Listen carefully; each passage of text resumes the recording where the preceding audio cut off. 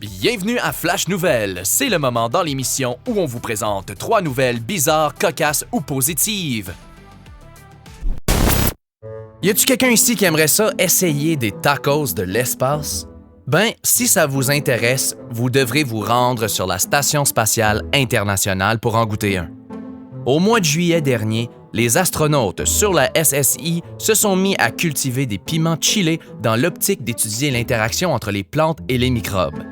On avait réussi auparavant à faire pousser de la laitue ou des radis sur la station, mais jamais de piment, puisque la période de croissance est généralement plus longue et plus compliquée que les autres aliments. Mais ils ont relevé le défi et ont pu déguster pour la première fois dans l'espace des tacos extraterrestres. Miam! Si les astronautes se sont régalés de mets mexicains dans l'espace, une dame de la Colombie-Britannique a failli se régaler d'une belle grosse pierre provenue directement des confins de l'univers. Alors qu'elle dormait paisiblement dans son lit à Golden, en Colombie-Britannique, Ruth Hamilton a été réveillée par une mauvaise surprise. Une météorite. Oui, une météorite. Une pierre de l'espace qui est entrée dans l'atmosphère de la planète pour défoncer le toit de la maison de Ruth avant de s'écraser juste à côté de son visage. Et que ça l'aurait pu faire mal, ça. Heureusement, aucune blessure, juste une bonne frousse et un gros trou dans son plafond. Hey, juste comme ça, savez-vous quelles sont les chances de se faire frapper par une météorite? Elles sont astronomiquement minces. Une chance sur 840 millions. Les chances de gagner la loto en Ontario sont de 1 sur 14 millions. Ça veut dire, si mes maths sont bonnes, vous avez 60 fois plus de chances de gagner la loto que de vous faire frapper par une météorite.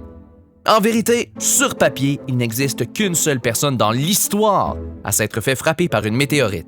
En 1954, une dame du nom de Anne Hodges en Alabama s'est fait atteindre par une pierre qui a traversé le ciel. Sa fenêtre a rebondi sur sa station de radio avant de la percuter dans la hanche. Ça l'a laissé un méchant gros bleu. OK. Revenons sur Terre et allons prendre une marche dans les montagnes comme l'a fait le randonneur dans notre prochaine histoire. Son nom n'a pas été mentionné dans mon article source. Donc, pour le bien de l'histoire, nous allons appeler ce randonneur Zouf. Un nom bien mérité puisque Zouf a fait une erreur lors de son excursion et s'est égaré dans les montagnes du Colorado. Le pauvre Zouf a erré dans les montagnes pendant 24 heures avant de retrouver sa voiture le lendemain matin. Par contre, pendant ce temps, une équipe de secouristes de la région le cherchait partout et sans relâche. En vérité, Zouf aurait pu se retrouver beaucoup plus vite puisque l'équipe de secouristes l'appelait constamment sur son téléphone sans que Zouf ne réponde. Savez-vous pourquoi? Non, il y avait de la réception. Non, le téléphone n'était pas mort. Monsieur répondait pas parce qu'il reconnaissait pas le numéro rentrant. Bravo, Zouf! Et voilà, c'est tout pour aujourd'hui. Ça passait vite, hein?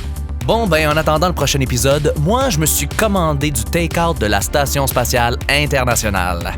Ça devrait arriver bientôt, là. Ciao!